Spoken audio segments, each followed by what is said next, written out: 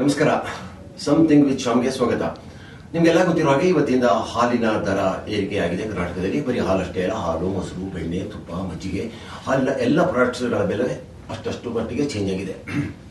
ಬಹಳಷ್ಟು ಜನ ಈ ಹಾಲು ಬೆಲೆ ಏರಿಕೆಯನ್ನು ಖಂಡಿಸ್ತಾ ಇದ್ದಾರೆ.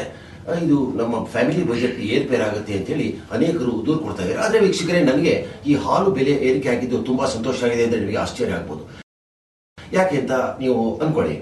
ನೋಡಿ, ನಾವು ಕರ್ನಾಟಕದಲ್ಲಿ ದಿನನಿತ್ಯ ಟಿವಿ ಆನ್ ಮಾಡಿದ್ರೆ, ಇಂಟರ್ನೆಟ್ ಆನ್ ಮಾಡಿದ್ರೆ, ಪೇಪರ್ ತೆಗೆದ್ರೆ ರೈತರ ಆತ್ಮಹತ್ಯೆ, ರೈತರ ಗೋಡು. ಅಷ್ಟು ಜನ ಆತ್ಮಹತ್ಯೆ ಮಾಡ್ಕೊಂಡಿರುತ್ತೆ, ಇಷ್ಟು ಜನ ಆತ್ಮಹತ್ಯೆ ಮಾಡ್ಕೊಂಡಿರುತ್ತೆ. ಬರಗಾಲ, ಮಳೆ ಇಲ್ಲ. ನೋಡಿ ನೋಡಿ ನೋಡಿ ಸಾಕಾಯ್ತು. ಕೇಂದ್ರ ಸರ್ಕಾರ ಏನು ಸಹಾಯ ಮಾಡುತ್ತೋ, ರಾಜ್ಯ ಸರ್ಕಾರ ಏನು ಸಹಾಯ ಮಾಡುತ್ತೋ, ಯಾರಿಗೆ ಬರ ಪರಿಹಾರ ಸಿಗುತ್ತೋ, ಯಾರಿಗೆ ಆತ್ಮಹತ್ಯೆ ಪರಿಹಾರ ಸಿಗುತ್ತೋ ನನಗೆ ಗೊತ್ತಿಲ್ಲ. ಆದ್ರೆ ಟ್ರಸ್ಟ್ ಮೀ ವೀಕ್ಷಕರೇ, ಕನ್ನಡ ವೀಕ್ಷಕರೇ, ನಾವು 6 ಕೋಟಿ ಜನ, ನೀವು ಏನ್ ಮಾಡಿದ್ವಿ ರೈತರಿಗೋಸ್ಕರ? Just think. ಒಂದ್ ನಿಮಿಷ ಯೋಚನೆ ಮಾಡಿ. ನಾವು ಬರೀ ನೋಡ್ಕೊಂಡು ಸುಮ್ಮನೆ ಇದ್ರೆ ನಾವು ಏನ್ ಮಾಡಿದ್ವಿ? So this KMF price hike ಇದೆಯಲ್ಲ, this gave all of us a single opportunity, a single one shot opportunity to come into the help of our farmers. Farmers ಅಂದ್ರೆ ಇಲ್ಲಿ ಕೇವಲ ಭತ್ತ, ರಾಗಿ, ಅಕ್ಕಿ ಬೆಳೆಯೋನಷ್ಟೇ ಅಲ್ಲ, ಹೈನುಗಾರಿಕೆ ಇದೆ, ಅದು ಡಿಪೆಂಡೆಂಟ್ ಉದ್ಯೋಗ ಆಗಿರುತ್ತೆ ಅಗ್ರಿಕಲ್ಚರ್ಗೆ. ಅಷ್ಟು ಜನ ಹಾಲು ತಯಾರಿಸ್ತಾರೆ. ನೋಡಿ, ಫಾರ್ ಎಕ್ಸಾಂಪಲ್, ನಾವು ಹಾಲು ದರ ಜಾಸ್ತಿ ಆಯ್ತು ಅಂತ ಹೇಳಿ ಎಲ್ಲ ಅಬ್ರಿಸ್ತಾ ಇದೀವಲ್ಲ.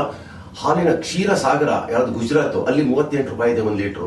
ಕೇರಳದಲ್ಲಿ, ಆಂಧ್ರದಲ್ಲಿ ಅಲ್ಲೆಲ್ಲ 37, 38 ಆಸುಪಾಸಲ್ಲಿದೆ. ಕರ್ನಾಟಕದಲ್ಲಿ 30, 34 ಆಗಿದೆ. ಸೊ ನಾವೆಲ್ಲ ಸೇರಿ ಒಂದು 4 ರೂಪಾಯಿ ಹಾಲಿಗೆ ಹೆಚ್ಚಿಗೆ ಕೊಟ್ರೆ ನಮ್ ಗಂಟೆ ಏನು ಹೋಯ್ತು ಅನ್ನೋದು ನನ್ನ ಪ್ರಶ್ನೆ.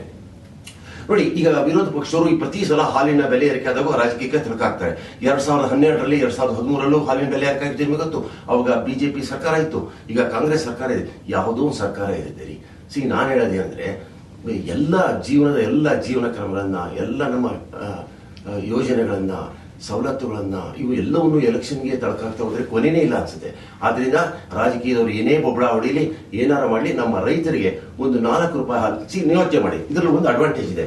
ಈ ಬೇರೆ ಬೇರೆ ಯೋಜನೆಗಳಲ್ಲಿ ನಾವೆಲ್ಲ ಕೊಡೋ ಹಣ, ತೆರಿಗೆ ಹಣ ಇದೆಯಲ್ಲ, ಅದು ಫಲಾನುಭವಿಗೆ ತಲುಪುತ್ತೋ ಇಲ್ಲೋ ಅನ್ನೋದು ನನಗಂತೂ ಗೊತ್ತಿಲ್ಲ. ಆದ್ರೆ KMF ಹಾಲಿನ ಒಂದು ಸ್ವಾರಸ್ಯ ಏನಂದ್ರೆ, ನಾವು ಕೊಡ್ತಕ್ಕಂಥ ಹಣ ಏನಿದೆ ಅದು ನೇರವಾಗಿ ಅವ್ರಿಗೆ ಹೋಗುತ್ತೆ. ಫಾರ್ ಎಕ್ಸಾಂಪಲ್, ಈಗ 4 ರೂಪಾಯಿ ನಾವು ಹಾಲು ರೇಟ್ ಜಾಸ್ತಿ ಮಾಡಿದ್ರೆ ಕೊಟ್ರೆ ಅದರಲ್ಲಿ ಒಂದು 3 ರೂಪಾಯಿ ರೈತರಿಗೆ ಹೋಗುತ್ತೆ, 1 ರೂಪಾಯಿ ಸಂಸ್ಕರಣೆಗೆ, ಟ್ರಾನ್ಸ್ಪೋರ್ಟೇಷನ್ಗೆ ಅದಕ್ಕೆ ಹೋಗುತ್ತೆ. ಸೊ ನಾವು ಕೊಡುವ ಹಾಲಿನ ಹಣ ನೇರವಾಗಿ ರೈತರಿಗೆ ಹೋದ್ರೆ ಎಷ್ಟು ನಮಗೆ ಸಂತೋಷ ಆಗುತ್ತೆ. ಸೊ ನನ್ನ ನಿಲುವೇನಂದ್ರೆ, ನಾವು ನಾಳೆ ಬೆಳಿಗ್ಗೆ ಹಾಲು ಹುಡುಗನೆ ಮನೆಗೆ ಬರ್ತಾರಲ್ಲ, ಅವಾಗ ಗೊಣಕೊಂಡು ಬೈಕೊಂಡು ನೀವು 4 ರೂಪಾಯಿ ಜಾಸ್ತಿ ಕೊಡಕ್ ಹೋಗ್ಬಿಡಿ, ಸಂತೋಷದಿಂದ ಕೊಡಿ. ನಮ್ಮ ರೈತರ ಮನೆಗೆ ನೋಡಿ, ಕೋಲಾರ, ರಾಮನಗರ, ಮುಳಬಾಗ್ಲು, ಕನಕಪುರ ಎಲ್ಲಾ ಕಡೆ ರೈತರಿದ್ದಾರೆ. 2 ಹಸು ಕಟ್ಟಿರ್ತಾರೆ. ಆ 2 ಹಸು ಕರಿಯೋ 20 ಲೀಟರ್ ಹಾಲಲ್ಲಿ ಅವರು ಮನೆ ನಡಿಬೇಕು, ವಿದ್ಯಾಭ್ಯಾಸ ನಡಿಬೇಕು, ವೃದ್ಧ ತಂದೆ ತಾಯಿಗಳು ನೋಡ್ಕೋಬೇಕು, ಮತ್ತು ಅಲ್ಲರಿ ನಮ್ಮಂಗೇನೆ ದನ ಕರುಗಳಿಗೂ ಕಾಯಿಲೆ ಬರುತ್ತೆ, ಅದನ್ನ ನೋಡ್ಕೋಬೇಕು. ಅವ್ರಿಗೆ ಒಂದು 2-3 ರೂಪಾಯಿ ಜಾಸ್ತಿ ಕೊಟ್ರೆ ಅಷ್ಟರ ಮಟ್ಟಿಗೆ ಅವರ ಕುಟುಂಬ ಸ್ವಲ್ಪ ಉತ್ತಮಗೊಂಡ್ರೆ ನಮಗೆ ಸಂತೋಷ ಆಗುತ್ತೆ. ಸೊ ನಾವು ಒಂದು 2-3 ರೂಪಾಯಿ ಹಾಲು ಜಾಸ್ತಿ ಕೊಡೋದ್ರಿಂದ ನನಗಂತೂ ಸಂತೋಷ ಆಗಿದೆ.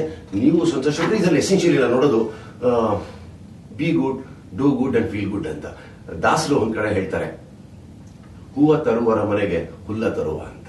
ಇದಿಷ್ಟು ನನ್ನ ಅಭಿಪ್ರಾಯ ಇತ್ತು. ನಿಮ್ಮ ಅಭಿಪ್ರಾಯ ಈ ಹಾಲು ಬೆಲೆ ಏರಿಕೆ ಬಗ್ಗೆ ನಮಗೆ ತಿಳಿಸ್ಕೊಡ್ತೀರಾ? Thank you.